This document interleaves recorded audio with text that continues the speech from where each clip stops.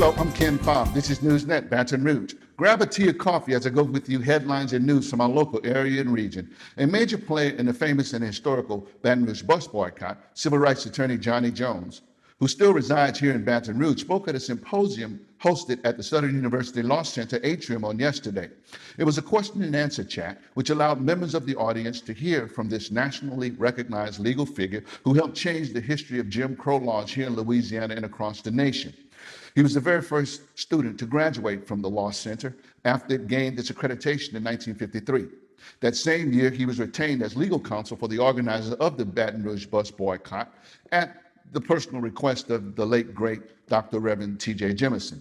Johnny Jones is also believed to be the very first African-American member of the Baton Rouge Bar Association. Other participants were SU Law Center Chancellor John Pierre and Director of Justice Institute Angela Bell. Earlier this week, East Baton Rouge Parish Sheriff's deputies had to arrest a 16-year-old after he showed up to his high school with a loaded gun in his backpack. Around 8:40 a.m., two students walked into the campus of McKinley High School late for class. The resource officer confronted the students, and when the dean of students asked the officer to take a look at the students' bags, the 16-year-old ran away. He was later caught, and a loaded 9mm handgun was found in his backpack. He claimed he found the gun and chose to bring it to school. Deputies discovered it was a stolen weapon. The student was charged with illegal possession of a stolen firearm and for illegal carrying of a firearm onto school property.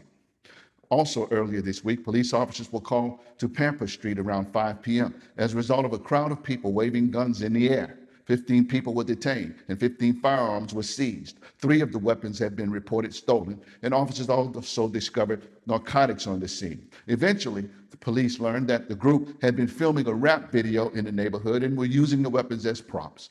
8 individuals were arrested altogether, which included 2 juveniles. The Half Shell Oyster House, which has 12 restaurants in 4 different states, with locations also in Covington and Lafayette, opened a new restaurant on Wednesday located on the corner of Hyacinth Avenue and Perkins Road, called the Southern Pearl Oyster House.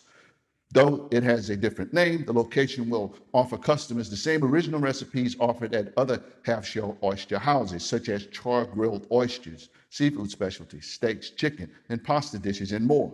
The atmosphere and ambiance of this new Baton Rouge restaurant will include a mix of art, stained glass, iron railings, and a unique lighting feature. These have been headlines and news. I'm yours truly, Ken Fobb. See you next time right here on NewsNet Baton Rouge. Have a safe and blessed weekend.